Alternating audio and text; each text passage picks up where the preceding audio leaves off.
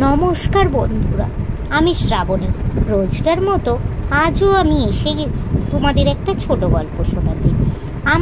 আমার এই চ্যানেলটিতে আমি তোমাদের রোজ বিভিন্ন লেখক বা লেখিকার লেখা নানা ধরনের ছোট গল্প ও তার সাথে আরও অন্যান্য গল্প শোনাবার চেষ্টা করি। আমি যেহেতু একজন শারীরিক প্রতিবন্ধী, নিজের প্রতিবন্ধকতাকে দূরে সরিয়ে রেখে নিজের একটা পরিচয় তৈরি করব, সেই লক্ষ্য নিয়ে তোমাদের এই গল্প শোনানোর কাজটা শুরু করেছি। আমার এই কাজে সফল হতে গেলে তোমাদের সাহায্য বা সাপোর্ট আমার খুবই দরকার। তাই বন্ধুরা, আমি তোমাদের রিকোয়েস্ট করছি, প্লিজ তোমরা আমার বলা গল্পগুলো স্কিপ না করে গিয়ে পুরোটা শোনো। আমার চ্যানেলটা সাবস্ক্রাইব করো, লাইক করো, কমেন্ট করো আর একটু শেয়ার করে দাও।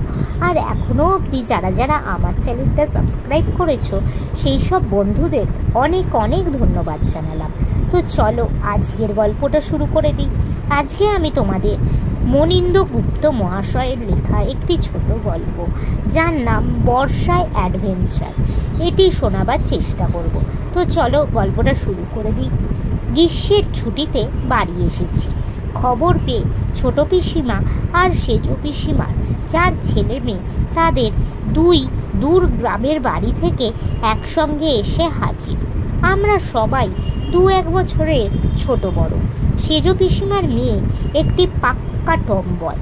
সে গাছ কোমর বেঁধে আমাদের আগে গাছে উঠে যায়। মারামারি বাঁধলে দঙ্গলে লড়ে। তার নাকে নোলো, কিন্তু মাথাটি ন্যাড়া। এক বাড়ির মজা যথেষ্ট নয়।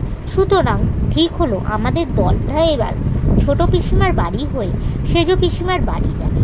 সকালবেলা ফ্যানসা ভাত খেয়ে আমরা 4 ভাই বোনে বেরোলাম। আমাদের মধ্যেকার আনন্দ দিগন্ত পর্যন্ত বাতাসের সঙ্গে হু হু করে ছুটে চলেছে। শূন্যে রামধনুর মতো আমাদের ফুর্তি যেন ঠিক রচ্ছে। আমাদের প্রত্যেকের শরীর লঘু, পাখির মতো শীষ নিতে পারি, চাইলে উঠতেও বোধহয় পারি। আমরা যত রকম সম্ভব মজা করতে করতে পথ চলতে লাগলাম। মাটির উঁচু পথের দুপাশে নানা উচ্চতায় পাট ক্ষেত। গ্রীষ্মের রোদ কড়া হতে পারছে না। পাট ক্ষেতের নীল হাওয়া এসে তা পুড়িয়ে নিয়ে যাচ্ছে।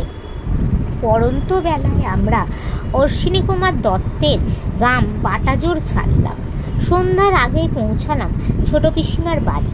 ছোট পিসিমা বিধবা হয়ে তখন একা ভিটে আগলান, ছেলেদের আগলান, কিন্তু তার প্রাণ শক্তি প্রচুর।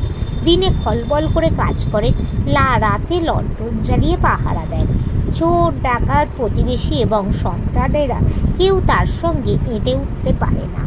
ছোট পিসিমার কাছে 2 দিন নানা রকম খেয়ে 3 দিনের দিন আমাদের দলটা চলল সেজ পিসিমার বাড়ির দিকে। তার গ্রামের নাম চন্দহার। বেশ হই করে পথ চলছিলাম। অপরাহ্নে হঠাৎ মেঘ উঠল, যেন নীল ঘাস দিয়ে বোনা পাখির বাসা। বাতাসার বিদ্যুৎ তার মধ্যে এসে ঘোট পাকাতে লাগলো। তারপর পুটপাট করে বৃষ্টি নামলো। আমাদের 5 জনের তাপ্পি মারা একটা মাত্র ছাতা, সেটাও দমকা হাওয়ায় উল্টে গেল। ঝেঁপে বৃষ্টি এলো। পথের পাশে গাছতলায় দাঁড়াই, কমে গেলে আবার হাঁটি। এইভাবে থেমে চলতে শেষে বিরক্ত হয়ে বেপরোয়া বৃষ্টির মধ্যেই হাঁটতে লাগলাম। মাঠে জল দাঁড়িয়ে গেছে। ছোট স্রোত এসে পড়ছে খালে। দূরে দেখা যায় পাটক্ষেতের ওপর বৃষ্টি ঘুরপাক খাচ্ছে। জলের ছায়া কত দূর পর্যন্ত আমাদের ঘিরে আছে। সন্ধ্যার মুখে পিসিমাদের বাড়ির কাছাকাছি এসে দেখি মাঠের জল একটা টুবু ভরা পুকুরের সঙ্গে এক হয়ে গেছে। আর সেই গোড়ালি ডোবা ছিপছিপে জলের পথ ধরে পুকুরের হাত লম্বা পুরনো কই মাছেরা সার বেঁধে মাঠ পেরিয়ে চলেছে দেশান্তরে।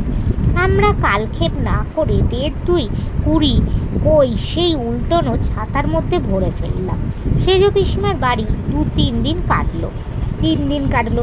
কিন্তু সেই নাগারে বৃষ্টি আর থামে না। এই জলের মধ্যে পিসি ছাড়বে না। এদিকে আমার মন ছটপট করছে বাড়ির জন্য। এক পিস্তত ভাই একটা তুক বলল, 100টা পুর কাগজে লিখে পোড়ালে নাকি বৃষ্টি থেমে যায়।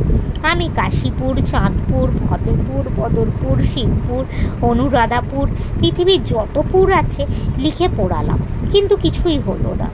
আমি থেকে থেকে আকাশ দেখি, অশেষ মেঘ, মন ব্যাকুল হয়ে উঠেছে।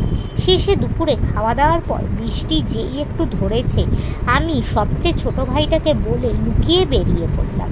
পথঘাট জলে ভেজা, বাতাসে জলকণা, এক্ষুনি আবার বৃষ্টি আসবে। আমি হনন করে পা চালালাম। পথ একেবারে জনহীন, একটা গরু বাছুর পর্যন্ত নেই। দিগন্ত পর্যন্ত দুদিকে শুধু পাট ক্ষেত। মাইল দুয়েক যেতে না যেতেই বৃষ্টি এলো। আমি না থেমে চলতে লাগলাম। এখনো অন্তত 10 ক্রোশ অচেনা পথ পাড়ি দিতে হবে।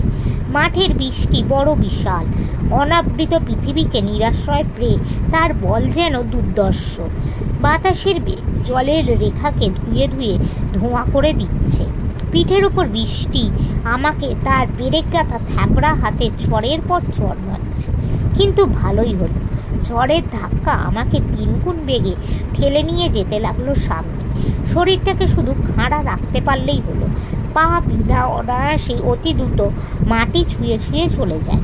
কিন্তু সমস্ত বাংলাদেশ জুড়ে বৃষ্টি নেমেছে নাকি? বাতাসের গর্জনের সঙ্গে চারিদিকে বাজ ডাকছে, কর কর কর কর। আমি ছাড়া এই বাংলাদেশের মাঠে বোধহয় আর কেউ নেই। অবিশ্রান্ত বৃষ্টি আর হাওয়ার দবকে আমার শরীরে এবার ঠান্ডার কাঁপুনি ধরল। আমি প্রায় দৌড়াতে লাগলাম। এমন সময় দেখি সামনের চাঁদশির লোহার পুল। আষাঢ়ান্ত বেলায় তখনও খানিকটা বাকি আছে। বৃষ্টিও একটু ধরে এলো। বৃষ্টি থেমে যাওয়ায় হাওয়ায় আমি ঠকঠক করে কাঁপতে কাঁপতে হাঁটতে লাগলাম। বাড়িতে যখন পৌঁছালাম তখন মেঘলোকে রক্তহীন শেষ সূর্যাস্তর রেখা। বড় মা ছোট মা আমাকে ওই ঝরঝরের মধ্যে দেখে তো অবাক। তাড়াতাড়ি গা মুছে শুকনো কাপড় পরিয়ে পুরো কাঁথার মধ্যে সেধিয়ে গেলাম শরীর গরম করতে। তো বন্ধুরা, আজকের এই গল্পটা এখানেই শেষ হয়ে গেল। তোমাদের যদি ভালো লাগে প্লিজ প্লিজ আমার চ্যানেলটা সাবস্ক্রাইব করো, লাইক করো, কমেন্ট করো ও শেয়ার করো। তোমাদের সাহায্য বা সাপোর্ট না পেলে তোমাদের এই বন্ধুটি সফল হতে পারবে না। আজকের মতো আমি চললাম। আবার আমি কাল তোমাদের চেষ্টা করব অন্য কোনো গল্প শোনাবার। আজকের মতো টাটা।